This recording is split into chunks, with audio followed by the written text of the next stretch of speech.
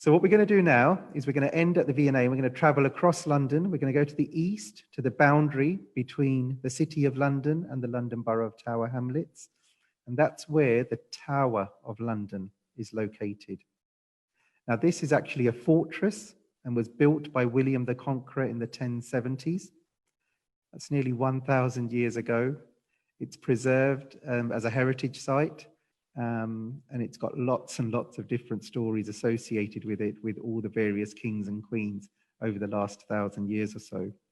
But it serves now to function as a protector of the crown jewels. So if we go down a page.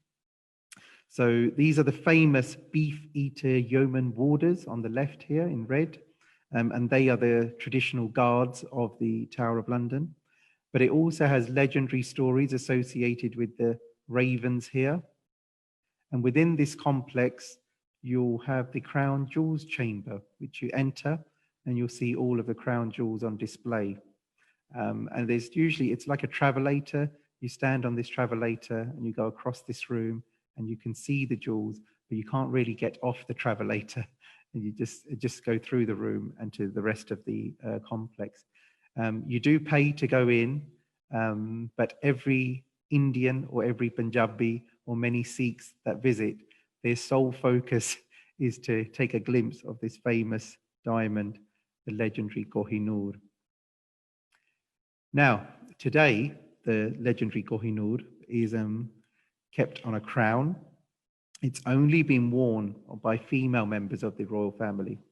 And Victoria, Queen Victoria in the 1850s onwards, wore the Kohinoor in a brooch and then later in a circlet on her arm. Now, after Queen Victoria died in 1901, the diamond was set in the crown of Queen Alexandra, who was the wife of King Edward VII. And then it was transferred to the crown of Queen Mary 10 years later in 1911, who was the wife of King George V. And finally, it rested on this crown, which is the crown of the Queen Mother. And as you can see, the crown I showed you previously here on the head of the Queen Mother, on her coronation as Queen Consort in 1937. And in 1937, you have an image on the right of our current Queen, who is now in our 90s, but that's Queen Elizabeth II there. Now, if we want to just explore London a little further, you can go back to South Kensington and you can cross the road from the Victoria and Albert Museum. And next door to the V&A is the Natural History Museum. Now, this museum exhibits a vast range of specimens from various segments of natural history, where another version of the Kohinoor of really more interest to Sikh audiences can be seen. Now, when you go downstairs in this museum, you see the vault. And the vault of the museum displays some of the world's most unique and valuable treasures, including replicas of the Kohinoor. And this is what they have on display. So what you have is the left-hand diamond here replica. The left-hand side is actually the Kohinoor as it was in the times of the Sikh kingdom before it was brought here. It's quite lackluster cut of the original diamond, and it failed to impress viewers at the Great Exhibition of 1851. So the Europeans described it as lackluster here in terms of the cut, but it was quite a, what they call as a Mughal cut here. What they did to the diamond in 1851 onwards is recut it from its original size of 186 old carats on the left. So that's 186 old carats. And after the exhibition, they took it away. They imported some diamond cutters from Europe. They placed them in the Strand in London. They built some more machinery to cut this diamond, and they recut it into this European style on the right here. And when they recut it, they reduced its weight from 186 old carats down to 105.6 carats. And if we do comparisons, it went down from 38.2 grams down to 21.2. But the version on the right, as you can see, gleams a lot more for European audiences. And that's the diamond then that was set in the crown here, which is this cut here. Now, during the Sikh Empire period, the Kohinoor came into the possession of Maharaja Ranjit Singh in 1813.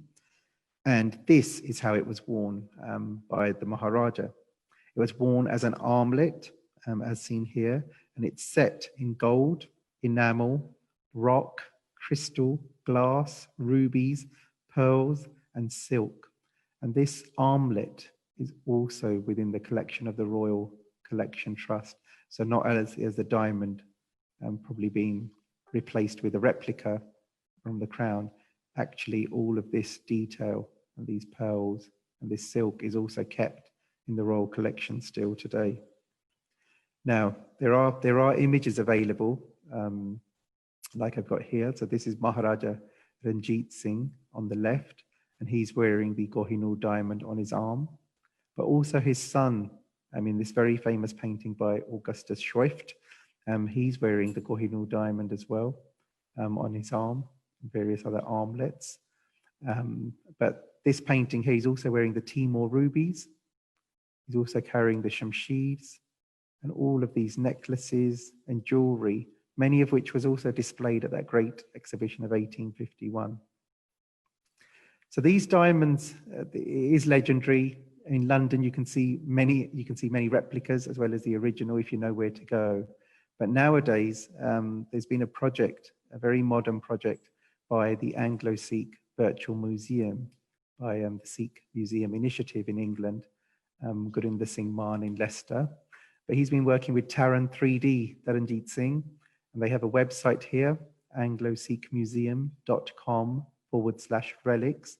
And I really would encourage people, after this tour, to be on their phone and go to this website, which I hope someone will put on the chat box below.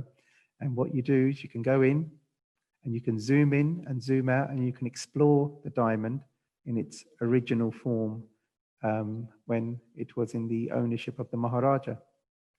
And this is by a project called the Anglo-Sikh Museum. So I'll just play that once more before we head on. And you can actually zoom in, zoom out as part of all these items on display on the left-hand side. These are all from the Sikh kingdoms. And it's actually, I know this is the America version of the show, so you don't have to be in London to see this. As long as you've got an internet connection and a phone, you'll be fine. Just go in and explore. And for the young children, you'll know exactly what to do. You don't need any coaching. You'll be fine. And you can actually teach your parents or grandparents more about 3D technology on their phone. It's quite a nice intergenerational activity, especially in our gurudwaras where we try and display this.